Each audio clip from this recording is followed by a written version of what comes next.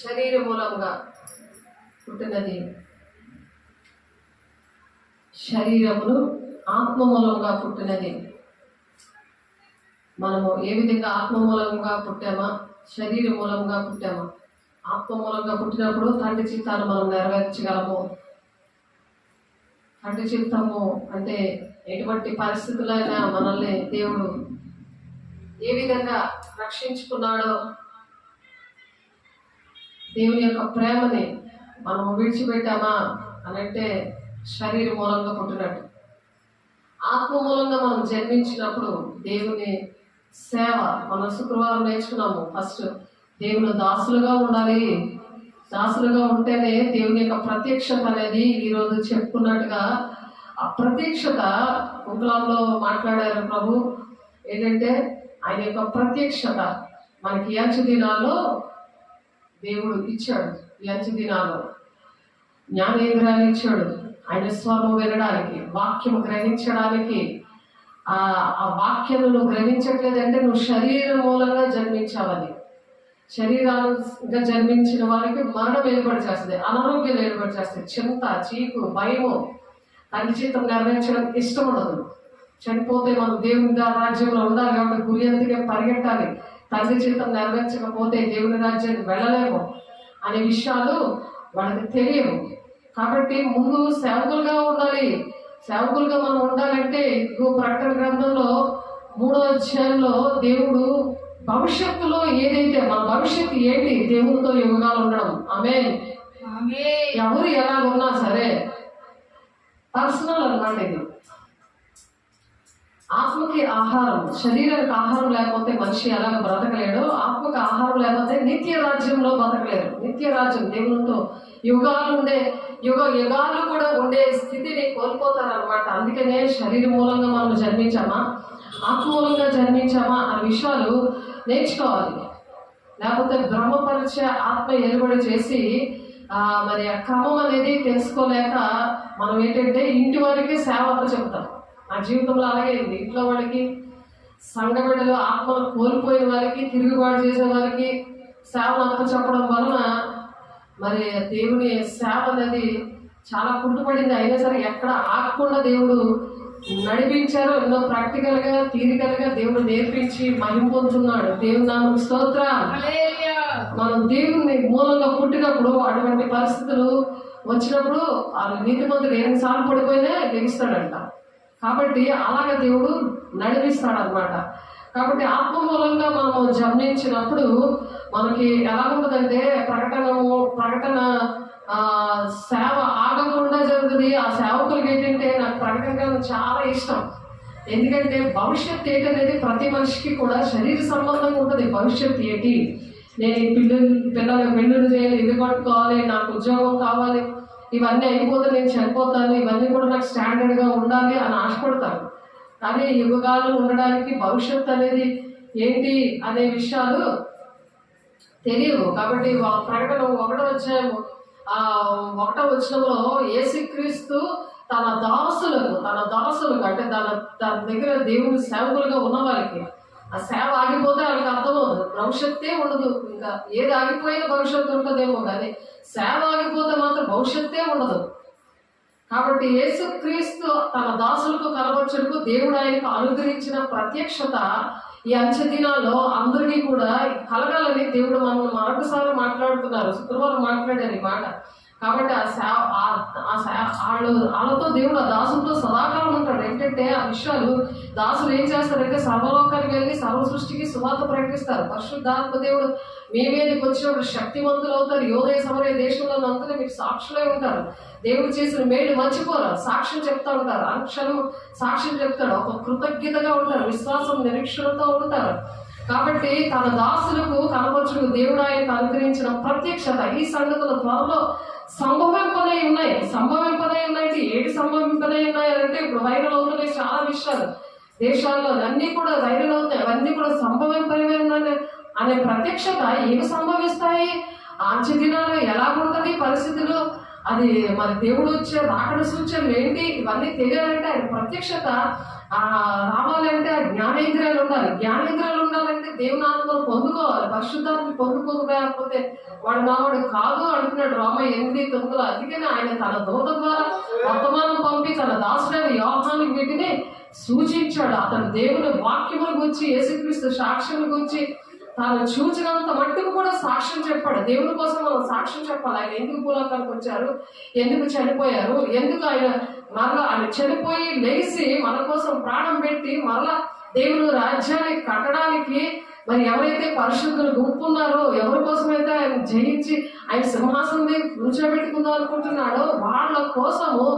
దేవుడు మరి సాక్ష్యం చెప్పడానికి, అటువంటి సాక్ష్యము చెప్పడానికి, దేవుని గురించి సాక్ష్యము చెప్పడానికి సమయం సమీపించింది కనుక ఈ ప్రవచన వాక్యం చదువుకోవడం, వాటిని విని అందులో వ్రాయబడిన సంగతులన్నీ కూడా గైకొనవాడును ధన్యుడు అంటున్నారు. మరి ఈ ప్రత్యక్షత లేకపోతే అసలు ప్రకటన గ్రంథం, పెళ్లి కుమార్తెకి ప్రకటనలు 3 ప్రకటనలు ఇస్తారు. నచ్చిందా లేదా, ఇద్దరికి ఏ పరిస్థితులు ఉన్నాయి, ఇద్దరి మధ్యన ఏమైనా ఆటంకాలు ఏమైనా ఉన్నాయా, నచ్చలేని ఏమైనా ఉన్నాయా, ఏ అభ్యంతరాలైనా ఉన్నాయా అనేసి 3 ప్రకటనలు అయ్యాక అనౌన్స్ చేశాక పెళ్లి జరుగుతుంది. అలాగే దేవునికి మనకి మరి ఆయన పెళ్లి కుమార్తె సంఘం సిద్ధపడాలి అంటే ఆయన శిరస్సుగా నీకు ఉన్నాడా లేదా, నువ్వు శరీరానుసారంగా జన్మించావా, శరీరం మూలంగా జన్మించినది శరీరంలో ఆత్మ సంబంధంగా జన్మించింది ఆత్మయే ఉన్నది అని చెప్తున్నారు. కాబట్టి మనం శరీరానుసారంగా మనము నిలబడకూడదు, ఉండకూడదు.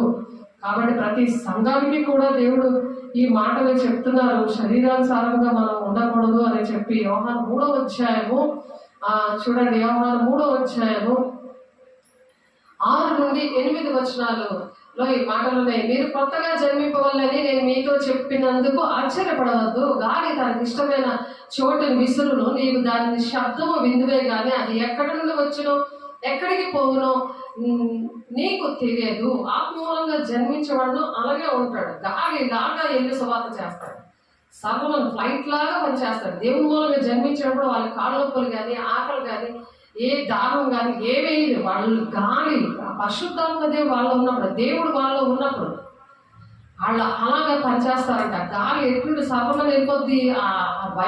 అది మరి ఫోన్లో కూడా వాళ్ళు ప్రార్థన చేసినప్పుడు అటువంటి కార్యాలు గాలిలాగా అది సిగ్నల్ వెళ్ళిపోతుంది కదా ఫోన్లో నుంచి కూడా సేవ వెళ్తుంది. వాళ్ళు కూడా ఎక్కడ సేవ చేయమని దేవుడు చెప్పారో అక్కడ సేవ చేయగలరు అనమాట. కాబట్టి ఆ క్రమముగా నడిచినప్పుడు, దేవుని మూలంగా పుట్టినప్పుడు, అటువంటి క్రమముగా ఉన్నప్పుడు, దేవుని దగ్గర క్రమం లేక పశ్చాత్తాపడినప్పుడు దేవుడు వెంటనే విడుదల ఇచ్చి క్రమములో సేవ చేయిస్తాడు. తండ్రి చిత్తాన్ని నెరవేర్చేలాగా చేయిస్తాడు.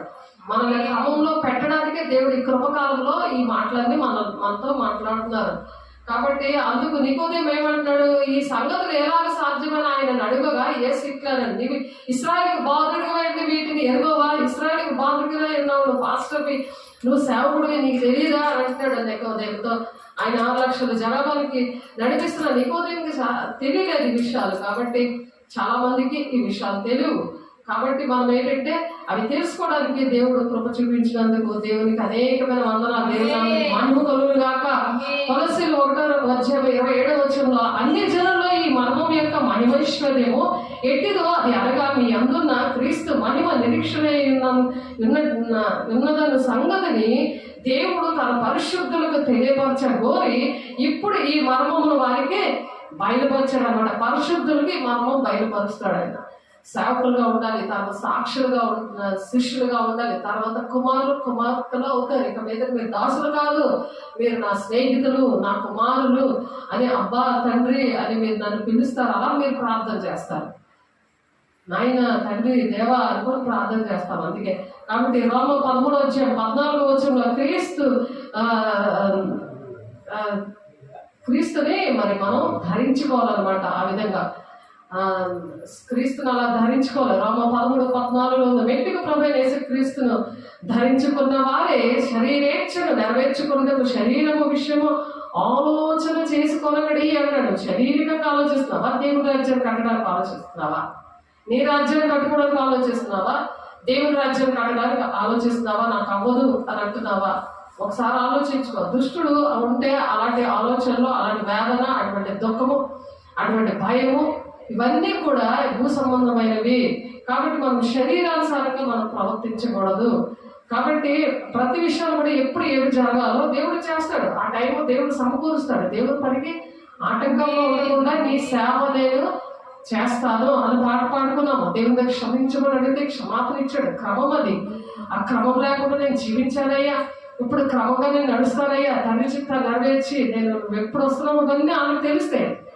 ఆ సేవ చేసినప్పుడు ఆమెకు తెలుస్తుంది దేవుడు ఏ టైంలో వస్తున్నాడు, ఏం నాతో మాట్లాడుతున్నాడు, ఏ విషయంలో నన్ను బలపరుస్తున్నాడు. అది నీకు సంతోషము, ఆనందము అన్నీ కూడా నీలో కలుగుతాయి దేవుడి రాజ్యం కట్టడానికి. అనేక మందికి దేవుడు లేక నశించిపోతున్నారే, అయ్యో నాకు దేవుడు ఉండి కూడా నేను ఇలా ఏడుస్తున్నాను, వాళ్ళకిలాగా నేను ఉంటే వాళ్ళకి నాకు తేడా ఏంటి అనే లంపలు వేసుకుంటాడు అనమాట. పట్టాలు పట్టుకున్నాళ్ళే. నిజం కదా, దేవుని రాజ్యాన్ని నువ్వు కట్టకుండా నువ్వు శారీరకంగా ఉన్నావా? ఎన్నిసార్లు దేవుడు ఎన్ని కార్యాలు చేశాడు, ఎన్నిసార్లు ఇక మాట్లాడాడు. దేవుడు పరిచయ విషయంలో దేవుడు కనబడి నీతో నవ్వుకొని మాట్లాడాడు. ఒకసారి కొండ దగ్గర రూపాంతరం కొండ దగ్గర నవ్వుకొని కాంతితో మాట్లాడాడు దేవుడు. నువ్వు చెయ్యబోతే సాధారణ నేను పట్టుకున్నది నేను కౌగులించుకోవడానికి వచ్చింది. ఒకసారి ఆలోచించాలి. దేవుని విషయంలో దేవుడు మనం ఎలా ఉంటున్నామో సేవ ఆపకూడదు. సేవ ఆపకూడదనే కదా మనం పాట పాడుతున్నాము. ఇప్పుడు దేవుడు ఎందుకు మనకు వాక్యం ఇస్తున్నాడంటే మనం దేవుని రాజ్యానికి వెళ్ళాలి. శరీరానుసారమైన నేమే ఉండకూడదు. ఆత్మానుసారంగానే మనం జన్మించాము. శరీరానుసారంగా జన్మిస్తే దేవుని రాజ్యానికి వెళ్ళలేము. శరీరానుసారం దేవుని రాజ్యంలో ప్రవేశించారు ఉంది. కాబట్టి రోమ 13వ అధ్యాయము 14వ వచనంలో కొన్ని మాటలు చూడండి. రోమ 13వ అధ్యాయము 14వ వచనం. రోమ 13వ అధ్యాయము 14వ వచనం. అల్లరితో కూడిన ఆటపాటలైనను మత్తైనను లేకయు కామ విలాసములైనను పోకిరి చేష్టలైనను లేకయు కలహమైనను మత్సరమైనను లేకయు పగటి యందు నడుచుకున్నట్లు మర్యాదగా నడుచుకుందాము. ఇవి శరీరానుసారంగా జన్మించిన వాళ్ళు ఇలా ఉంటారనమాట. కాబట్టి మర్యాద లేకుండా నువ్వు అక్కడ నువ్వు ఉండకూడదు, వాళ్ళతో నువ్వు సాంగత్యం చేయకూడదు. మెట్టుగా ప్రభువైన యేసుక్రీస్తును ధరించుకొనవలెను. నువ్వు దేవుని ధరించుకుంటూ నువ్వు అక్కడ ఉండాలన్నమాట. ఆ విషయాలు నువ్వు పట్టించుకోవు, అవి నీకు ఇష్టంగా ఉండవు, వాటి కోసం నువ్వు ఆలోచించవు. మెట్టుగా ప్రభువైన యేసుక్రీస్తును ధరించుకొనిన వారే శరీరేచ్ఛను నెరవేర్చుకుంటూ శరీర విషయంలో ఆలోచన చేసుకొనబడి అంటున్నారు. మనం దేవుణ్ణి ధరించుకోవాలన్నమాట. దేవుని ధరించుకున్నప్పుడు అటువంటి పరిస్థితులకి నువ్వు భయపడవు, వేదన పడవు, దుఃఖపడవు. నేను చెప్పలేదనవు. సమాధానం ఏంటంటే నేనున్నాను, 24 hours కూడా దేవా నీ పరిచర్యలో నేనున్నాను, ఎప్పుడు నీ పనికి నేను అందుబాటులో ఉన్నాను అని నా ఫోన్లు ఎప్పుడు ఆన్లైన్ ఉంటాయి. ఎప్పుడు ఎవరితో అయినా సరే ఏ టైంలో నేను ఉంటాను అని చెప్తాను. ఏ టైంలో మీరు ఫోన్ చేయొచ్చు అని చెప్తాను. ఏ టైంలో ఫోన్ చేయొచ్చండి, ఏ టైంలో మీరు చర్చికి రావాలా ఇంటికి రావాలని అడిగినప్పుడు నేను ఆ మాట చెప్తాను. ఎందుకంటే మనం దేవునికి అది క్రమము. దేవుడి క్షమించమని అడిగినప్పుడు ఆత్మానుసారంగా మనం జన్మించేలాగా దేవుడు ఆ క్రమాన్ని మారుస్తాడు. ఎప్పుడైతే జన్మిస్తామో ఆత్మానుసారంగా మన క్రమము మారుతుంది. అక్రమం చేయగల కొండల లిస్టులో నుంచి దేవుడు తీసేసి మీరు ఎవరో నాకు తెలియదు అని అంటాడు కదా. అలాగ అనకుండా తండ్రి చిత్తం నువ్వు నెరవేరుస్తున్నావు, దేవుని రాజ్యం వారిదే అంటాడు. తండ్రి చిత్తం ఏంటంటే ఎప్పుడు కూడా మనం అందుబాటులో ఉండాలి, దేవునికి అందుబాటులో ఉండాలి. కాబట్టి గలతీ 5:24 చూడండి ఒకసారి. గలతీ 5:24 క్రీస్తు యేసు సంబంధులు శరీరము దాని ఇచ్చలతోనూ దురాశలతోనూ సిలువ వేసి ఉన్నారు. సిలువ వేసి లెక్కొస్తాము. అలాగే నడిస్తే క్రీస్తు సంబంధులే కానీ వాళ్ళు శరీరమును దాని ఇచ్చలతోనూ దురాశలతోనూ సిలువ వేస్తుంటారు అన్నమాట. దేవుణ్ణి నమ్ముకొని కూడా దేవుణ్ణి అలాగే దురాశలతో సిలువ వేస్తున్నట్టు ఉండకూడదు. శరీరానుసారమైన నీవు శరీరానుసారంగా మనం జన్మించకూడదు. నీతియు యథార్థమైన భక్తి గలవారై దేవుని పోలికగా సృష్టింపబడిన నవీన స్వభావాన్ని మనం ధరించుకోవాలి. నవీన స్వభావం. రోజుకి కూడా ఒకటే డ్రెస్ వేసుకో కదా. రోజుకి నూతనమైన డ్రెస్, నూతనమైన స్వభావం రావాలి. నీ అంతరంగా నవీన పురుషుడు అంటే లోపల ఉన్న దేవుడు నిన్ను నడిపించాలి. పరిశుద్ధాత్మ దేవుడు నిన్ను నడిపించాలి. దేని గురించి మీరు చింతపడదు కానీ ప్రతిదీ కూడా కృతజ్ఞతాపూర్వకంగా మీ విన్నపాలు దేవుడికి తెలియజేయండి. తెలియజేసేప్పుడు దేవుడు ఎప్పుడు ఏ పనులు జరగాలో ఆ మాట చేపిస్తాడు. దేవుడికి మహిమ కలుగును గాక. దేవుడు ఆ కృపను చూపించి ఎంతవరకు మనకి ఏ ఆటంకాలు ఎందుకు రాలేదు. దేవుని సేవకి ఆటంకాలు రావు. వస్తాయని భయపెట్టేది ఎవరు? దెయ్యం అనమాట. నీతి యథార్థమైన భక్తి గలవారే దేవుని పోలికగా సృష్టింపబడిన నవీన స్వభావాన్ని మీరు ధరించుకోండి అని ఎఫెసీయుల 4:24 మరి దేవుడు మనతో మాట్లాడి మనల్ని బలపరుస్తున్నారు. క్రీస్తులోనికి బాప్తిసం పొందిన మీరందరూ క్రీస్తును ధరించుకున్నారు. క్రీస్తులోని మనం బాప్తిసం తీసుకున్నాం కదా. ఒక తీర్మానం, దేవునికి మనకి ఒక సంబంధం, ఒక పుస్తకాడు లాంటిది, ఒక ప్రధానము. ఒక ఎంగేజ్మెంట్ అయిపోతే మరి ఎవరిని పెళ్లి చేసుకోరు కదా. ఆ పెళ్లి ఏంటంటే పెళ్లి కుమార్తె సంఘంతో సిద్ధపడాలి. సంఘంతో సేవకులతో ఉండే ప్రార్థన సహవాసం రొట్టెమిచ్చుటే ఎడతెక్కుంటూ నువ్వు సిద్ధపడాలి. అత్తపడే గుంపులో ఉండడానికి దేవుని బిడ్డ ఆ సిద్ధపాటలు ఉండాలి. కానీ ఈ అల్లందుకున్న ఆటపాటలు ఇవన్నీ ఆడుతూ తాగుబోతులు విందులు ఇవన్నిటిలో కూడా అసలు ఉండకూడదు. అది చెప్తున్నాడు దేవుడు. శరీరానుసారంగా జన్మించడం అంటే అది. అటువంటి విషయాలు నువ్వు ఆలోచిస్తున్నామో క్షమించమని దేవుడిని అడిగి క్రీస్తులోనికి బాప్తిసం పొందిన మీరందరూ క్రీస్తును ధరించుకొని ఉన్నారు. ఇందులో యూదుడని గ్రీసు దేశస్థుడని లేదు, దాసుడని స్వతంత్రుడని లేదు, పురుషుడని స్త్రీ అని లేదు, యేసుక్రీస్తుని మీరందరూ ఏకముగా ఉన్నారు. మనుషులు పెట్టుకుంటారు, నువ్వు ఈ జాతి, నువ్వు ఆ జాతి, నువ్వు మగోడు, నువ్వు ఆడదాన్ని. అస్సలు దేవుని దృష్టిలో లేదు దేవుని సేవ చేయడానికి. కాబట్టి అలాగ మనము దేవుని పక్షంగా మనము ఉండాలి. ఆ విధంగా దుష్టుని చూసినప్పుడు దుష్టుడు ఆలోచనలు వస్తాయి. ఆ నేసనంలో కాలుస్తూ ఉండాలి. ఆడి చూపులు ఆడి దృష్టిలోనే నేను పడకూడదయ్యా, నీ దృష్టే. వాళ్ళ మీద దేవుడు మన మీద దృష్టి నుంచి ఆలోచన చెప్తాడట. నడవలసిన దేవుడు బోధిస్తూ ఉంటాడు. కానీ సాతాను మీద దృష్టి నుంచి ఆడు నడిపిస్తూ ఉంటాడు, ఆడు భయపెట్టేస్తూ ఉంటాడు. ఆడితో పాటు నిన్ను నరకాన్ని పట్టుకోవడానికి. అది దేవుని చిత్తము నెరవేర్చకుండా చేసే పనులు అన్నమాట. కాబట్టి దేవుడు ఇక్కడ మనల్ని బలపరచడానికి దేవుడు ఇచ్చిన మహాకృపను బట్టి దేవుడికి అనేకమైన వందనాలు. దేవుడికి మహిమ కలుగుగాక. నేను నీతిని వస్త్రంగా ధరించుకొని ఉంటేనే, నీతిని వస్త్రంగా ధరించుకోవాలంట. అప్పుడు నీకు అలాంటి ఆలోచనలు ఉంటుంది. నీతిగా ఉండాలి. దేవుని పని నీకు ముఖ్యం. మొదట నీతిని రాజ్యాన్ని మీరు వెతకంటే అంటున్నారు. నిత్యం కూడా దేవుని వాక్యం వింటూ ఉండాలి. ఆ వాక్యమైన దేవుడు నీ ఒంట్లో షింక్ అవుతున్నప్పుడు ఆ వాక్యమే నీకు వెలుగే ఉంటుంది. తెలివి లేని వారికి ఆ వాక్యం వెల్లడి ఒకటితోడనే వెలుగు కలుగును. తెలివి లేని వారికి అది తెలివినిస్తుంది. ఆ తెలివి కలిగించి ఆ నీతి వస్త్రాలు ధరించుకొని ఇంటిని కనుక అది నన్ను ధరించాను, నా న్యాయ ప్రవర్తన నాకు వస్త్రముగాను పాగా ఉంటుంది కదా, పాగగా నీతి వస్త్రము పాగా ఉన్నదని యోగు గారు సాక్ష్యం ఇస్తున్నారు. ఇక్కడ 29:14 ఆయన సాక్ష్యం ఇవ్వకపోతే మనకి నీతి వస్త్రం ఎలా వస్తుందని మనకు తెలుస్తుంది కదా. మన మురుగుడ్డలతో ఉండి పాపాత్మలు అలాగా శరీరానుసారంగా జన్మిస్తే మన పరిస్థితి ఏంటి? మరి పరిశుద్ధ పట్టణానికి మనం వెళ్ళలేం కదా. దేవుని బిడ్డ ఒకసారి ఆలోచించండి. అలాగే గలతీయులు రాసిన పత్రిక 5:16-17 నేను చెప్పినది ఏమనగా ఆత్మానుసారంగా నడుచుకొని అప్పుడు మీరు శరీరేచ్ఛలు నెరవేర్చారు. ఆత్మానుసారంగా మనం నడుస్తున్నాం. ఆ వాక్యం అనే దేవుడు మనలో ఉన్నప్పుడు మనం ఆ నడక నడుస్తున్నప్పుడు శరీరేచ్ఛలు ఏవి కూడా నువ్వు నెరవేర్చవన్నమాట. నీకు దేవుడు అలాగే నడిపిస్తూ ఉంటాడు. నీలో వాక్యం అనే దేవుడు ఉంటాడు. సమృద్ధిగా వాక్యం నివసింపనియండి అని చెప్తున్నాడు దేవుడు ఇక్కడ. సమృద్ధిగా వాక్యం సమృద్ధిగా కొలస్సీలు 3:16 వాక్యం సమృద్ధిగా నివసింపనియండి. సమస్తము ఆయన పేరుగా చెయ్యండి. మీరు ఏ పని చేసినా ఆయన పేరుగా చేయండి. మనుషులు చేసినట్టు కాదు సేవ అనేది. ఆయన పేరుగా చేయండి. మనుషులకు చేసినట్లు కాక దేవునికి చేసినట్లు ఇష్టపూర్వకంగా నా సేవ చేయండి అంటున్నాడు దేవుడు. ఎంత భయంకరమైన ఏరియాల్లో దేవుడు ఇష్టపూర్వకంగా సేవ చేయడానికి దేవుడు సహాయం చేశాడు. దేవుడికి ఎన్ని కోట్లాది వందనాలు నిజంగా క్రమంలో నడిపించడానికి దేవుడు సహాయం చేశాడు. అందరూ ఒకటి కాదు. ఇంట్లో వాళ్ళు తెచ్చి ఈ ఆత్మలేని వాళ్ళు తెచ్చి వాళ్ళతో సేవ చేయించకూడదు. చేయించి నిన్ను ఎంత ఆత్మీయ పిల్లలు నష్టపోయాను, నిజంగా ఎంత సేవ నష్టపోయాను, కుటుంబంలోని కుమారుడు నష్టపోయాను నేను.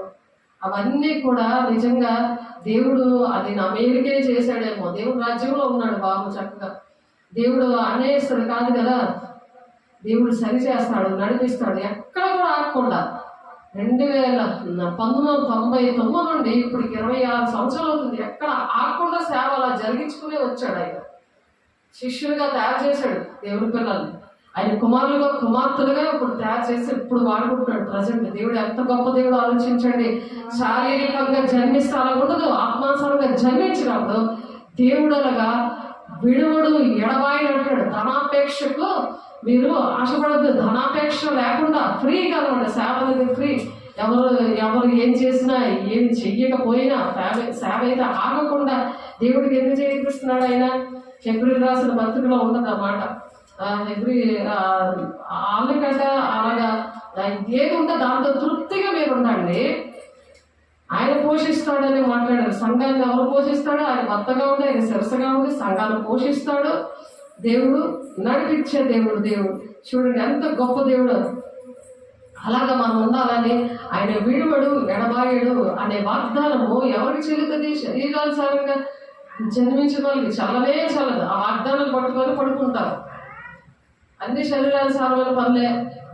వాళ్ళ రాజ్యాన్ని కట్టుకుంటూ ఉంటారు. శరీరానుసారంగా తందన పాడుకొని అందరికీ ఉండిపోతారు. అందరూ కూడా నరకానికి పోవడానికి సిద్ధమైపోతారు. కానీ అయ్యో నేను సేవ చేయాలి, దేవుడు నన్ను ఒక స్థితిలో పెట్టాడు, గతిలేని నన్ను ఒక స్థితిలో పెట్టాడు, ఒక రారాజు బిడ్డగా నన్ను పెట్టాడు, నేను రారాజు బిడ్డని, నాకు కిరీటం ఇస్తాడు, అంతవరకు సహించేవాడికి కిరీటం ఇస్తానని చెప్తాడు. మరి దేవుని కంటే మరి మనల్ని తక్కువగా ఇక్కడ ఏం చెప్తారంటే కీర్తనలు 8వ అధ్యాయం 4వ వచనం ఒకసారి చూడండి. అందులో కిరీటం ఇస్తాడంట మనకి. దేవుని కన్నా కొంచెం తక్కువ వారిగా చేశాడు అంతే. అంటే దేవుని రూపంలో చేశాడు, దేవుని గుణాలు ఇచ్చాడు, కిరీటం పెడుతున్నాడు. చూడండి దేవుళ్ళు మీరు చిన్న దేవుళ్ళు అని చెప్తారు. ఆ దేవుడు ఒక గ్రామంలో అడుగు పెడితే నువ్వు స్వస్థత చేస్తావు అంటే దేవుడు నీలో ఉండి స్వస్థపడతారు. మీరు దేవుళ్ళై ఉన్నారని చెప్తున్నాడు దేవుడు. చూడండి ఆ మాట చదువుతాను ఒకసారి చూడండి. నీవు కీర్తనలు 8వ అధ్యాయము, కీర్తనలు 8వ అధ్యాయము, కీర్తనలు 8వ అధ్యాయము 4వ వచనం. దేవుడు దెయ్యానికి భయపడతాడా? వణికిపోతాడా? దెయ్యం ఉంది అందుకే నువ్వు వణుకుతున్నావు. అది పెద్ద దెయ్యం, నువ్వు చెడ్డ దెయ్యాలి అందుకే వణికిపోతుంటావు. నీవు మనుషుని జ్ఞాపకం చేసుకునేందుకు వాడు ఏపాటి వాడు? నీవు నరపుత్రిని దర్శించుటకు వాడు ఏపాటి వాడు? Question mark. దానికి ఆన్సర్ ఏంటో తెలుసా? దేవుని కంటే వారిని కొంచెము తక్కువగా వారిని చేస్తున్నావు. కొంచెమే. ఆయన దేవుడు, మనం ఆయన పెద్ద దేవుడు అయితే మనం చిన్న దేవుడు. అలాగే దేవుడు దేవుని కంటే వారిని కొంచెము తక్కువగా చేస్తున్నావు. మహిమ ప్రభావాలతో వారికి కిరీటము ధరింప చేస్తున్నావు. మహిమ ప్రభావాలతో మనకి దేవుడు కిరీటం ధరింపచేశాడు. నీ చేతి పనుల మీద వారికి అధికారం ఇచ్చి ఉన్నావు.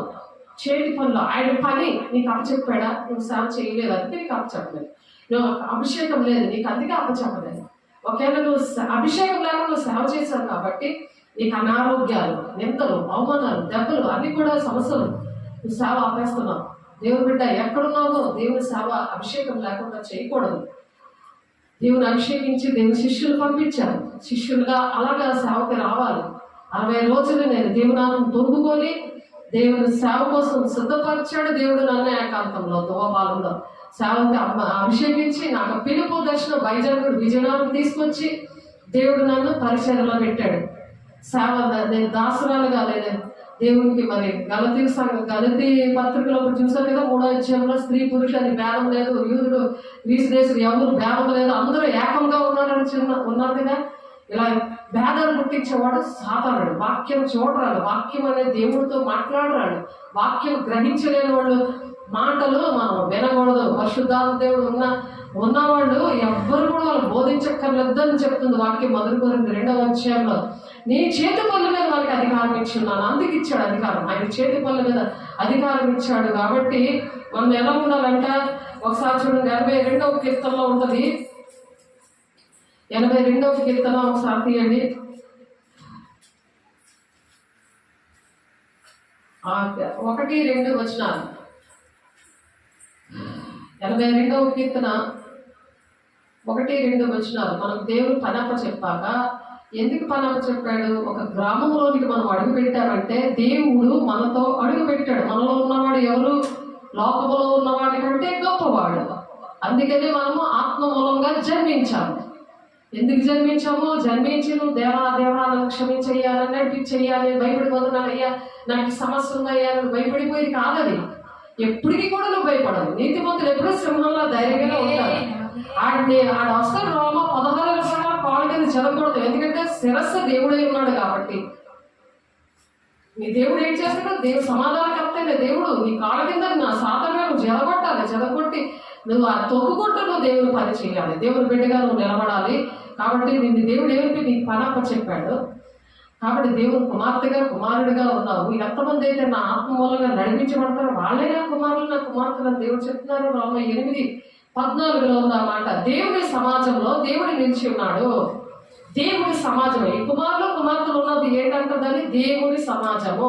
దేవుని సమాజంలో దైవముల మధ్యను ఆయన తీర్పు తీర్చుచున్నాడు. దైవములు అంటే దేవుని కుమారులు కుమార్తెలు దైవములు అన్నమాట. ఎంతకాలం మీరు అన్యాయంగా తీర్పు తీర్చెదరు, ఎంతకాలం భక్తిహీనుల ఎడల పక్షపాతము చూపెదరు. భక్తిహీనుల దగ్గర ఈ భక్తిహీనులు ఏం చేస్తున్నారంటే అన్యాయంగా తీర్పు తీరుస్తున్నారు. మరి భక్తిహీనుల పక్షపాతం చూపిస్తున్నారు. కాబట్టి పేదలకును తల్లిదండ్రులు లేని వారికి న్యాయం తీర్చుడి, శ్రమగల వారికి దీనులకును న్యాయం తీర్చుడి, దరిద్రులను నిరుపేదలను విడిపించుడి, భక్తిహీనుల చేతిలో నుండి వారిని తప్పించుడి. జనులకు తెలివి లేదు, వారి గ్రహింపరు, వారు అంధకారంలో ఇటు అటు తిరుగులాడుదురు.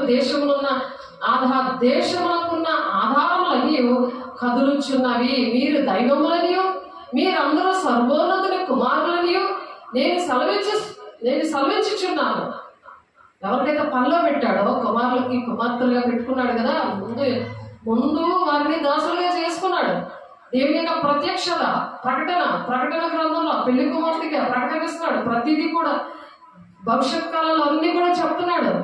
నేను వస్తున్నాను, నేను వచ్చే రాకడ సూచనలు అన్నీ అవుతున్నాయి, నువ్వు సిద్ధంగా ఉండు, నేను వస్తున్నాను, సిద్ధంగా ఉండు. ఎప్పుడు వస్తానో నాకు తెలియదు, ఆ డేట్ నేను చెప్పను. నువ్వు అలా సిద్ధంగా ఉండాలి అంటే నువ్వు రోజు కూడా సిద్ధంగా ఉండాలి. లేకపోతే సాతాను వస్తున్నాడు, నువ్వు భయపడిపోయి బాతుల్లో దూరిపోతావా? ఆలోచించు, వాడితో పాటు నువ్వు కూడా ఉండిపోతావు. కాబట్టి జనులకు తెలివి లేదు, వారు గ్రహింపరు, వారు అంధకారంలో ఇటు అటు తిరుగులాడుదురు. దేశంలోకున్న ఆధారాలు అన్నీ కదులుచున్నవి, దేశంలోకున్న ఆధారాలన్నీ కదిలిపోతున్నాయి, దేవుడు రాకడ సూచనలన్నీ కదులుతున్నాయి. కానీ మీరు దైవములనియు మీరందరూ సర్వోన్నతుల కుమారులనియు నేను సెలవిస్తున్నాను అంటున్నాడు. కాబట్టి మీరు దైవములు, మీరు దేవుళ్ళు. కాబట్టి అందుకనే మీరు ఏం చేస్తారు? బంధకాలంలో విడిపిస్తారు. ఆ దేవుడు చెయ్యి ఏం చేస్తుంది? స్వస్థపరుస్తుంది. దెయ్యాలు వెళ్ళకూడదు, వాళ్ళ బంధకాలంలో విడిపిస్తామని నేను పనిలో పెడితే నువ్వేం పని చేస్తున్నావు? దేవుడితో గడపవా? దేవుని మూలంగా పుట్టానన్న విషయం మర్చిపోయావా? సాధారణ మర్చిపోయావని శరీరంగానే నువ్వు ఎంతసేపు ఆలోచిస్తావు, ఏం తిద్దామా, ఏం త్రాగుదామా, ఏం బుద్ధిద్దామా అని చెప్తే ఉంటుంది. దేవుని మొదటి నీతిని రాజ్యాన్ని మీరు వెతకంటే ఎతకనే అతను నాకేంటి రాదు, నేను ట్రై చేయాలి, నేను చూడాలి, నేను వినాలి కాదు. దేవుని పాదం దగ్గర కూర్చో, దేవుని దగ్గర అడుగు, దేవా నన్ను ఈ స్థితిలో ఉంచావు, నీకు వందనాలు, నన్ను పిలుచుకున్నావు, నీకు సేవ చేయించుకుంటున్నావు, నీ కుమారులుగా నీ కుమార్తెలుగా నీ శిష్యురాలుగా నన్ను వాడుకుంటున్నావు, నీకు వందనాలయ్యా అని చెప్పి నేను ఈ రోజు ఏం పని చేయాలి? యోహాను గారు చెప్తున్నారు 34-36 చూడండి. అందుకు యేసు మీరు దైవములని నేనంటేనని మీ ధర్మశాస్త్రంలో వ్రాయబడి ఉండలేదా? ధర్మశాస్త్రంలో రాయబడి ఉంది కదా, మీకు తెలీదా? యేసయ్యను వాళ్ళు సిలువ వేయడానికి కారణం అదే. లేఖనము నిరర్ధకము కానేరదు కదా. దేవుని వాక్యమే ఎవరికి వచ్చానో వారే దైవములని చెప్పిన ఎడల నేను దేవుని కుమారుడనని చెప్పినందుకు తండ్రి ప్రతిష్ట చేసి ఈ లోకంలోనికి పంపిన వాణితో నీవు దేవదూషణ చేయించినావని చెప్పుదురా? నేను దేవుని కుమారుడని వేసేది చెప్తే సిలువేసేశారు. తండ్రి చెప్తాను నెరవేర్చి ఆయన తండ్రి కుడి భాషను కూర్చున్నాడా లేదా? మరి మనం కూడా అలాగే ఉండాలి కదా. మనల్ని ఏదైనా ఎవరినంటే మనం దేవుని కుమారులు మనం చెప్తామా, దేవుని కుమారులను లోబడిపోతామా? దేవునికి లోబడతామా, దెయ్యానికి లోబడతామా? దేవునికి లోబడి దుష్టుని ఎదిరించాలి, అప్పుడు మీ అబ్బాయిని పారిపోతారని చెప్పాడు. పారిపోతా నీ మనుషులు కదా. దేవుడిలాగా ఏసైనా మనకు అన్ని శ్రమలు లేవు కదా. మనకు అన్ని దేవుడు ఎంత సేఫ్టీగా ఉంచాడు, ఎంత రక్షణగా ఉన్నాడు. ఆయన మనకి మాణిక్యాలు పునాదులుగా వేసి సరిహద్దులు ఏర్పాటు చేశాడని మనం శుక్రవారం చెప్తున్నాము. అలాగే సరిహద్దులు అలాగ కంచ దేవుడు వేశాడు మన కోసమేమో. ప్రార్థన చేస్తాడు ఆయన కుడిపార్శ్వ నుండి, ఆయన మహిమనిచ్చాడు మనకి. దేవదూషణ నువ్వు చేస్తున్నావా? నువ్వు దేవదూషణ చేస్తున్నావు. దేవుని కుమారుడు అని చెప్పడం దేవదూషణ, అది దేవుడిని దూషించామా, అది సాతాను గారి బోధ అలా ఉంటుంది. వాడికి అర్థం కాదు, దేవుడి మాటలే అర్థం కాదు. వాడు దెయ్యం లోకంలో ఉన్నాడు కదా, దెయ్యం లోకం తీసుకెళ్ళాలని దేవదూషణ అని దేవుడిని సిలువ వేస్తుంటే దేవుడు తండ్రి చిత్తం నెరవేర్చబడాలని మరి దేవుడు అనేకమైన ప్రవక్తల ద్వారా పలికిన ప్రవచనాలు నెరవేర్పు చేశాడు. అలాగే మన పట్ల ఉన్న ప్రవచనాలు, మన మీద ఉన్న తండ్రి చిత్తం ఏంటో అన్నీ కూడా నెరవేర్చబడాలి. దేవుని బిడ్డ అలా నెరవేర్చబడాలని దేవుడు ఆశపడుతూ ఈ మాటలు చెప్తున్నారు. దేవుడు ఆయన కలిగిన మనసు మనం కూడా కలిగి ఉండాలి. కాబట్టి మొదటి కొరింథీ రాసిన పత్రిక 2:16 ప్రభు మనసు ఎరిగి, ప్రభు మనసు ఇది అన్నమాట. ప్రభు ఎలాగ నడిచాడు 3.5 సంవత్సరాలు వచ్చి, అలాగా ప్రభు మనసు ఎరిగి మనకు బోధింపగలవాడు ఎవడు? మనకు ఎవరు బోధించగలదు, దేవుడు బోధిస్తాడు. ఇష్టమా లేదా? దేవుడు బోధిస్తే మంచిదే కదా. దేవుడు బోధిస్తే చాలా ఇష్టంగా మనం వింటాం. ఎందుకంటే ఆయన మనకి కంచె వేశాడు, ఆయన మన భర్తగా శిరసగా ఉన్నాడు, ఆయన మనల్ని పోషిస్తున్నాడు, ఆయన నడిపిస్తున్నాడు. ప్రతి విషయంలో కూడా మనకి శోధన నుండి, వేదన నుండి, దుఃఖం నుండి విడిపిస్తున్నాడు. ఏ సమస్య వచ్చినా తిరిగితనం అనేది లేకుండా తిరిగి వాళ్ళు దేవుడి రాజ్యానికి వెళ్తారు కదా. కాబట్టి ఆయన ఆ విధంగా మనల్ని పోషిస్తున్నప్పుడు ప్రభు మనస్సును ఎరిగి ఆయనకు బోధింపగలవాడు ఎవడు? మనమైతే క్రీస్తు మనసు కలిగిన వారము. క్రీస్తు మూలంగా మనం జన్మిస్తే, శరీర మూలంగా కాకుండా ఆత్మ మూలంగా మనం జన్మిస్తే, ఆత్మ అంటే ఏంటి? క్రీస్తు మనసు కలిగిన వారము అవుతాం అనమాట. మనమైతే క్రీస్తు మనసు కలిగిన వారము అని మొదటి కొరింథీ 6:16 కొరింథీ పత్రికలో పౌలు గారు కొరింథీ సంఘానికి చెప్తున్నారు. ఇప్పుడు గ్లోరీ గాస్పెల్ చర్చికి చెప్తున్నారు జొన్నగుడిలో. యోహాను 4:24 దేవుడు ఆత్మ గనుక ఆయననే ఆత్మతోనూ సత్యముతోనూ ఆరాధిస్తారు. ఆత్మీయులైనప్పుడు ఎలాగ ఆరాధిస్తారు? ఒకసారి ఆలోచించాము. దేవుని మూలంగా పుట్టలేని వాళ్ళు, ఆత్మ మూలంగా జన్మించలేని వాళ్ళు మరి క్రీస్తు యేసుని కలిగిన మనసు వారికి లేనప్పుడు వారికి దేవుడు బోధిస్తూ ఉంటే కదా నడుస్తారు. ఆ బోధ అనేది వాళ్ళకి తెలియలేనప్పుడు, వాళ్ళకి జ్ఞానేంద్రియాలు లేనప్పుడు, వాళ్ళ విశ్వాసం నిరీక్షణ లేనప్పుడు ఎలాగ ఆత్మతోనూ సత్యంతో ఆరాధించగలరో ఒకసారి ఆలోచించండి. ఆత్మ లేని వాళ్ళు ఎలాగ ఆరాధిస్తారు? వ్యర్థంగా ఆరాధిస్తారు. మనుషులు కల్పించిన పద్ధతులు అవే దైవాపదేశాలని వ్యర్థమైన ఆరాధన చేస్తున్నారు. వారు పెదవులతో కనపరుస్తారు కానీ వాళ్ళ హృదయం దూరంగా ఉంటుంది. కాబట్టి వాక్యం వాళ్ళకి అర్థమవుదు, పాట అర్థమవుదు, ఏదో ఎంజాయ్మెంట్, ఏదో వచ్చామా, మొక్కేసుకున్నామా, వెళ్ళిపోయామా. కాబట్టి దేవుని మనసు కలిగి ఉండాలి. లేకపోతే ఏ కుక్క మనసు, ఏ పంది మనసు ఏం చేస్తే వెళ్ళి దొల్లి అక్కడే పడుకుంటుంది. అది కుక్క ఎక్కడ పడుకుందో అక్కడే వెళ్ళి ఆ పక్కలో వెళ్ళి పడుకుంటుంది. ఒక పవిత్రత, పరిశుద్ధత ఏమీ ఉండదు. కాబట్టి వాళ్ళకి వేరే ఇవ్వమంటున్నాడు దేవుడు. అపవిత్రమైన ముట్టద్దు అని చెప్తున్నాడు. కాబట్టి దేవుని ఆత్మ, నా ఆత్మ ఏకమై ఉన్నది అని మొదటి కొరింథీ 16:6, 15 నుండి 17 చూస్తే ఆ మాటలు ఉన్నాయి. మరి మనం చదువుకున్నాము, మరొకసారి చదువుదాం. మొదటి కొరింథీ రాసిన పత్రిక మనకి ఏంటంటే వాక్యమే మనల్ని నడిపిస్తుంది, వాక్యమే మనల్ని బ్రతికిస్తుంది. లేకపోతే అటువంటి దృష్టిలో ఉన్న ప్లేస్లో చూస్తే భయము, పెరిగిదనము అలాంటివి ఏమి ఉండవు. ఎందుకంటే ఆ నీతి వస్త్రము, మరి దేవుడు ధరించిన వస్త్రాలు ఏసైతే ధరించుకుంటారంట. దేవుని బాప్తీసం తీసుకున్న వాళ్ళు, దేవుల్లో క్రీస్తులో బాప్తీసం తీసుకున్న వాళ్ళు ఏసైనే ధరించుకుంటారంట. ధరించుకున్న వాళ్ళు మరి వాళ్ళు భయపడరు కదా. వాటికి ఆలోచించారు కదా. అసలు కుక్క పిల్ల ఎట్టిపోతుందో పాలు ఏమి సుందరేస్తావా, లేకపోతే తిరుక్కొని వచ్చిన ఆ కుక్క పిల్ల వస్తుందా లేదా కూర్చొని చూస్తుంటావా, ఎక్కి ఏడుస్తావా? ఆలోచించు. మొదటి కొరింథీ 6:15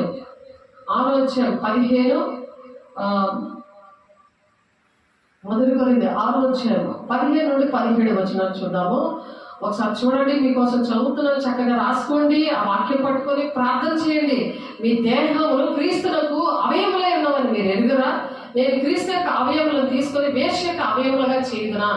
వేశ్య అది కుక్క బుద్ధి, కోతి బుద్ధులు. కోతి ఇక్కడ ఉండి అక్కడ గెంతుతుంది, అది నేను బగిరేస్తుంది. ఎప్పుడు ఏది కళ్ళు పీకుతుందో, నీ మొక్కలు ఆగుతుంది, ఏం చేస్తుందో, నీ బట్టలు ఉడదేస్తుందో తెలియదు ఆ కోతి పనులు.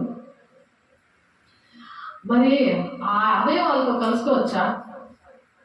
వేశ్య యొక్క అవయములుగా చేయుదునా?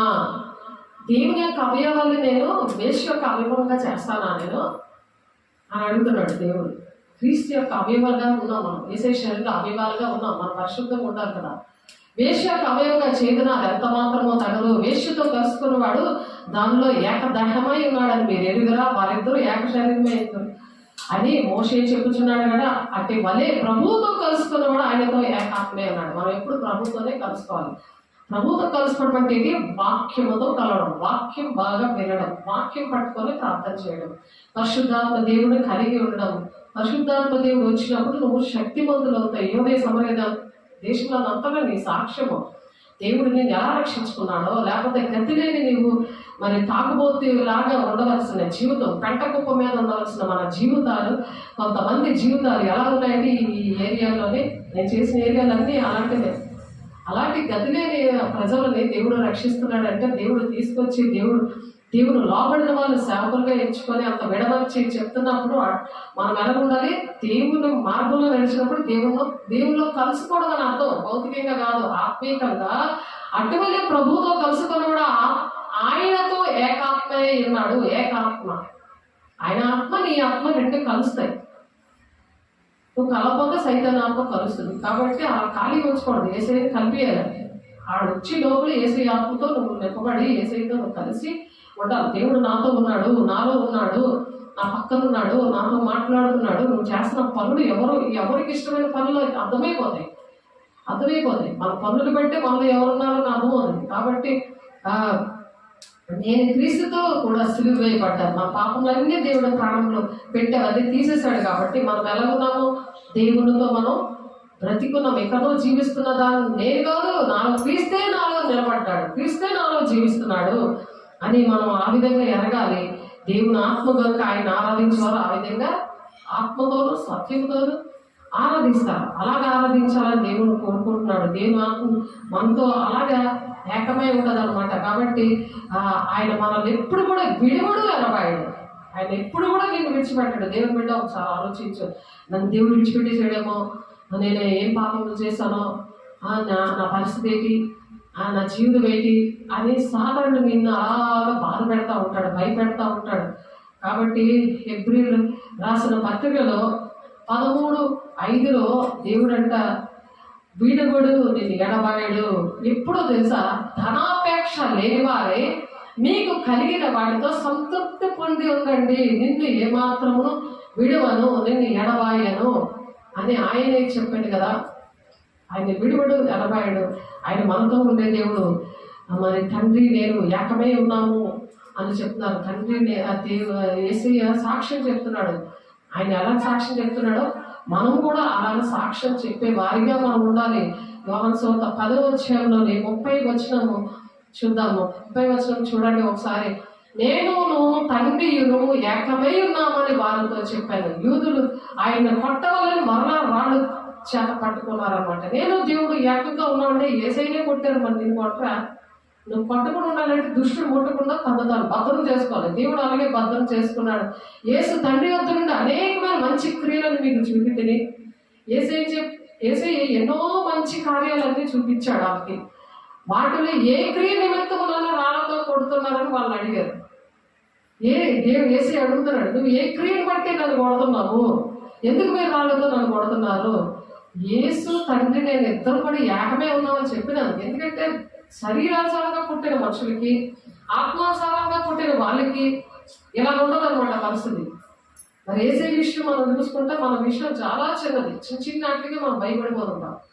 కాబట్టి యేసు తండ్రి వద్ద నుండి అనేకమైన మంచి క్రియలను మీకు చూపితేనే ఏసై చెప్తారు, అనేకమైన విషయాలు తండ్రి దగ్గర నుండి మీకు చూపించాను, ఎన్నో అద్భుతకాలు ఆశ్చర్యకాలు అన్ని కూడా నేను చేశాను, కానీ మీరు నన్ను రాళ్లతో కొడుతున్నారు, ఎందుకు కొడుతున్నారు అని అడిగితే అందుకు యూదులు నీవు మనుషులై ఉండి దేవుడిని చెప్తున్నావు, మనుషులే కదా నువ్వు దేవుడిని అని చెప్తున్నావు, అందుకు కనుక దేవదోషం చేస్తున్నావు, అందుకే నేను రాళ్లతో కొడుతున్నాను చెప్తున్నాను. కానీ వాక్యం ఏం చెప్తుంది? మీరు దేవుని రాజ్యం కట్టడానికి దేవుడు మీకు పనులు అప్పచెప్పాడు అని చెప్తున్నారు. 82వ కీర్తన 1-2 వచనాలు చూసాము, యోహాను పత్రికలో చూసాము. కాబట్టి ఎందుకు దేవుని కుమారులుగా కుమార్తెలుగా దేవుడు తయారు చేశారు అని అంటే దేవుని రాజ్యాన్ని కట్టడానికి ఎవ్వరు కూడా సాతాను వల్ల ఉండి దేవుని రాజ్యం కట్టకుండా, మరి తండ్రి చిత్తాన్ని నెరవేర్చకుండా దేవుని రాజ్యం వెళ్ళకూడదు దేవునికి ఇష్టం లేదు. దేవుని బిడ్డ అందుకని దేవుని రాజ్యానికి మనం వెళ్ళడానికి దేవుని మూలంగా మనం పుట్టామని గమనించుకొని దేవునికి ఇష్టంగా అలాగా నడవాలి అని చెప్తున్నారు.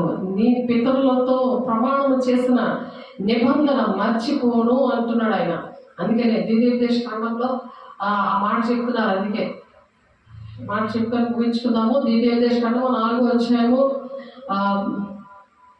ఎప్పుడైతే దేవుడు మనకి ఒక నిబంధన చేశాడో, దేవుని కుమారులుగా మనకు ఒక నిబంధన చేశాడు కదా, దేవుని మూలంగా పుట్టినందుకు, నీ దేవుడైన యెహోవా కనికరం గల దేవుడు కనుక నిన్ను చేయి విడువడు, నిన్ను నాశనం చెయ్యడు. తాను నీ పితరులతో ప్రమాణం చేసిన నిబంధనను మర్చిపోడు. తన పితరులతో అబ్రహాము ఇస్సాకు యాకోబులతో చేసిన ప్రమాణాలు ఎవరైతే దేవుని మూలంగా పుడతారో వాళ్ళకి వర్తిస్తాయి. శరీర మూలంగా పుట్టినవాడు నేను విడువను ఎడబాయినలు వాగ్దానం పట్టుకొని బైబిల్లో పెట్టుకుంటారు, బుక్కుల్లో పెట్టుకుంటారు, రాసుకుంటారు, వేస్ట్ అది. కాబట్టి నువ్వు దేవుని మూలంగా పుట్టావా లేదని గమనించుకో. దేవుడు భూమి మీద నరును సృజించిన దినము మొదలుకొని నీకంటే ముందుగా నుండిన మునుపటి దినంలో ఆకాశం యొక్క ఈ దిక్కు నుండి ఆకాశం యొక్క ఆ దిక్కు వరకు ఇట్టి గొప్ప కార్యము జరిగినా, దీని బట్టి వార్త వినబడనా అని నీవు అడుగుము. ఎటువంటి వార్త ఎక్కడైనా ఉందా? పితరుల దేవుడు మనం నశించకుండా, మనల్ని విడవకుండా, ఎడబాపకుండా ఉంటాడా? ఆ దేవుడు ఎవరో కాదు, నీకు శిరస్సు అయిన దేవుడు ఎవరు అనుకుంటున్నావు? ఆయన అగ్నిదేవుడు. నీకు దేవుని స్వరము అగ్ని మధ్యలో మాట్లాడుతూ వినినట్లు మరి ఏ జనమైనా విన్నారా? వాళ్ళు ఎవరైనా బ్రతికారా అని మోషేతో అడుగుతున్నాడు. మీ దేవుడైన యెహోవా ఐగుప్తులో మా కన్నుల ఎదుట చేసిన వాటినన్నిటినీ చెప్పున ఏ దేవుడైనా శోధనలతోనూ, సూచక్రియలతోనూ, మహత్కార్యాలతోనూ, యుద్ధముతోనూ, బాహుబలముతోనూ, చాచిన చేతులతోనూ, మహాభయంకర కార్యములతోనూ ఎప్పుడైనా వచ్చి ఒక జన్మలో నుండి తన కొరకు ఒక జన్మను తీసుకొని యత్నము చేశానా? అయితే యెహోవా దేవుడనియు ఆయన తప్ప మరి ఒక దేవుడు లేడనేమో నువ్వు తెలుసుకున్నట్లు అది నీకు చూపబడను. నీకు బోధ చేయుటకు ఆయన ఆకాశం నుండి తన స్వరమును నీకు వినిపించాను. భూమి మీద తన గొప్ప అగ్నిని నీకు చూపించినప్పుడు అగ్ని మధ్య నుండి ఆయన మాటలను నువ్వు వింటివి. అగ్ని మధ్య నుండి మాట్లాడాడు దేవుడు మోషేతోటి, అక్కడ ఉన్న ప్రజలతో మాట్లాడాడు. ఆ దేవుడు మనము కలిగి ఉన్నాము. ఆయన నీ పితరులను ప్రేమించడు కనుక వారి తరువాత వారి సంతానం ఏర్పాటు చేసుకున్నాడు. పితరులు మనల్ని సంతానంగా మనల్ని ఏర్పాటు చేసుకున్నాడు. నీకంటే బలమైన గొప్ప జన్మలను నీ ముందటి నుండి వెళ్ళగొట్టి నేను ప్రవేశపెట్టాలని నేను చేయించున్నట్లు వారి దేశంలో నీకు స్వాస్థ్యంగా ఇచ్చుటకై నీకు తోడుగా నుండి ఐగుప్తులో నుండి తన మహాబలము చేత నిన్ను వెలుపలికి రప్పించాను. ఐగుప్తు అంటే మన పాపం నుండి గతలేని స్థితిలో ఉన్న మన బ్రతుకుల్ని దేవుడు తీసుకొని వచ్చాడు. ఆయన మహాబలము చేత మనం ఆ దాస్యత్వం అనే కాడి నుండి, ఆ పాపం నుండి, శాపం నుండి ఆయన మరణం ద్వారా మనం తీసుకొని వచ్చాడు. కాబట్టి అంచె దినాలలో నీ దేవుడైన యెహోవా వైపు తిరిగి ఆయన మాట విను అని చెప్తున్నారు. 30 అధ్యాయంలో మరి 29వ వచనంలోనే చెప్తున్నాడు దేవుడు.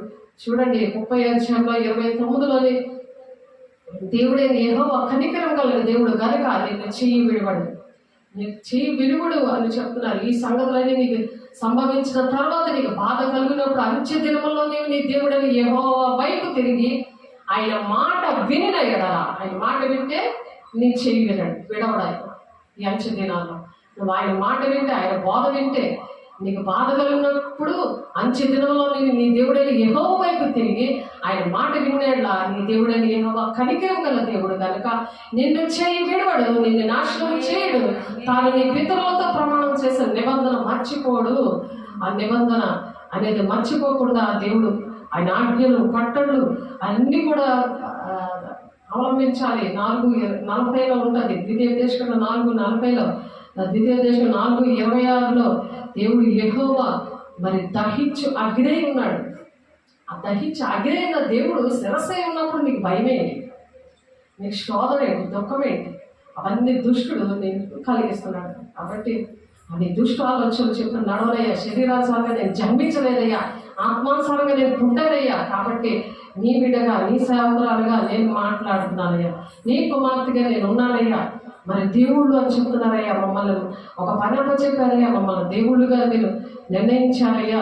ఒక గ్రామానికి వెళ్ళామంటే ఆ గ్రామంలో దేవుడు అడుగు పెట్టాడు అని అర్థం. అక్కడ నీ ద్వారా దేవుడు ఎన్నో అద్భుత కార్యాలు చేయాలని ఆశపడుతున్నాడు. దేవుడు బిడ్డ, నేను చేస్తానయ్యా, నన్ను వాడుకోయ్యా, నా జీవితం నీకు అంకితమయ్యా అని నేను ఎప్పుడైతే చెప్పానో వైజాగ్లో నన్ను దేవుడు 26 సంవత్సరాల నుండి దేవుడు నన్ను వాడుకుంటున్నాడు. దేవుడు బిడ్డలారా, నేను ఆ ధైర్యంతో ఆ వాగ్దానాలు పట్టుకొని అలా నడిచి నేను దేవుడిని ఆ సాక్షిగా నేను నిలబెట్టాడు మీ మధ్యన. అందరి బట్టి దేవునికి కోట్లాది వందనాలు చెల్లిస్తూ దేవుని ప్రార్థన చేసుకుందాము. పరిశుద్ధాత్మ దేవుడా, మహిమ గల దేవ, అభిషక్తుడా, నీకు వందనాలు. గతి లేని మమ్మల్ని ప్రభాని సేవ చేయడానికి అయ్యా మాకు ఇచ్చిన గొప్ప భాగ్యాన్ని బట్టి వందనాలు ప్రభా. దేవునికి చేసినట్టు అయ్యా మనుషులకు కాక మేము దేవునికి చేసిన ఇష్టపూర్వకంగా సేవ చేస్తామయ్యా. అయ్యా అనేకమంది నశించిపోతున్న గ్రామాలే అప్పచెప్పారు ప్రభా. అంత నాయన పాపంలో శాపంలో ఉన్న వారికి ఆ వరాలు ఇచ్చారు, అటువంటి అభిషేకం ఇచ్చారు, అపోస్తుల బాధలు అన్ని నేర్పిస్తున్నారు. మీ కోట్లాది వందనాలు అయ్యా. మాకు నాయన భర్తగా, యజమానుడిగా, నాయకుడిగా, బోధకుడిగా ఉండి మా పక్షాల నుండి ప్రభా మీరు యుద్ధము చేస్తూ సమస్తము మీరు జరిగించుకుంటున్నారు ప్రభా. నాయన ఒక మనిషిని 1000 మందిగా మీరు నాయన యెషయా 60:22 ప్రకారం మాతో ఉన్నారే. మీకు వందనాలు, స్తోత్రాలు నాయన. కోటాది వందనాలు, స్తోత్రాలు చెల్లిస్తూ అనేక మంది వేదంలోని సమస్యలకు నలిగిపోతూ పిరిగితనంతో ఉంది శారీరకమైన దుఃఖముతో అది మరణానికి దారి తీస్తుందని చెప్తున్నా. వారు ధర్మశాస్త్రం వారు లోబడలేరు అని చెప్తున్నా. నేను సమాధానం, సంతోషము, జీవము ఇస్తానన్నా. వాళ్ళు ధర్మశాస్త్రం లోబడతారన్నా ప్రభా. ఆత్మానుసారంగా ఎవరైతే జన్మిస్తారో అయ్యా మీరు చెప్తున్నారయ్యా రామ 8, 5, 6, 7 వచనాలు ఏ విధంగా మేము జన్మించాము, దేవుని ప్రణాళిక నెరవేరుస్తున్నాము దేవా, దేవుని రాజ్యాన్ని కట్టడానికి మేము ఉన్నాము దేవా అని ప్రతి ఒక్కరూ నాయన తీర్మానం చేసుకుంటున్నారయ్యా. చేతులైన బిడ్డలందరినీ దీవించండి. అట్టి విధంగా అట్టి మహిమతో నింపండి, నీ అభిషేకంతో నింపండి, నీ కృపలో భద్రపరచండి ప్రభా. అయా పిరిగితనమైన దెయ్యాన్ని కాల్చండి అయ్యా. 21:8 పిరిగితనము అయా, విగ్రహాలను, వ్యభిచారము, దొంగలు ఆ లిస్టులో పెట్టావు ప్రభా. పిరిగితనం అనేది అబద్ధాలు ప్రభా అవన్నీ కూడా మొదటి లిస్టులో ఉన్నారు. ఆ పిరిగితనం ప్రభా నీతిమంతులు సింహంలాగా ధైర్యంగా ఉండడానికి నీ ఆత్మతో నింపండి. యెషయా 47:లో ఉన్న ప్రభా కొరతలేని ఆత్మతో నింపండి, నీ మహిమతో నింపండి. వారు దేవుని మాటలే పొందుతారని 3వ అధ్యాయంలో మీరు చెప్తున్నట్లుగా నా తండ్రి అయ్యా మీరు నాయన దేవుడు మాటలు నాయన మేము విని ఆ మాటలు పట్టుకొని మేము నడవడానికి వాక్యమనే దేవుడితో మేము అనుక్షణము మాట్లాడుకోవడానికి అయ్యా నీతో ఏకమై ఉండడానికి మీరు సహాయం చేసినందుకు వందనాలు, స్తోత్రాలు చెల్లిస్తూ ఆటంకపరిచిన ప్రతి దురాత్మ శక్తులారా మా కాళ్ళ కింద ఏసునామలో మీరు చితికిపోయాక, ఏసునామలో లైనైపోయాక రామ 16 మీరే ప్రభా మీరే అధ్యక్షత వహించింది, సాక్షిగా మమ్మల్ని పెట్టుకున్నాను, మీరే మారిపోతున్నాను. వందనాలు, స్తోత్రాలు చెల్లిస్తే పరిశుద్ధ నామంలో బ్రతిమలాడి పెట్టుకుంటున్నాం తండ్రి. ఆమేన్. తండ్రి యొక్క దీవెన, కుమారుని యొక్క కృప, పరిశుద్ధాత్మ యొక్క నిత్య సహవాసము సదా కాలము తోడేంటి నడిపించును గాక. ఆమేన్. దేవునికి మహిమ కలుగును గాక. దేవుడు మమ్మల్ని దీవించి ఆశీర్వదించును గాక. God bless you.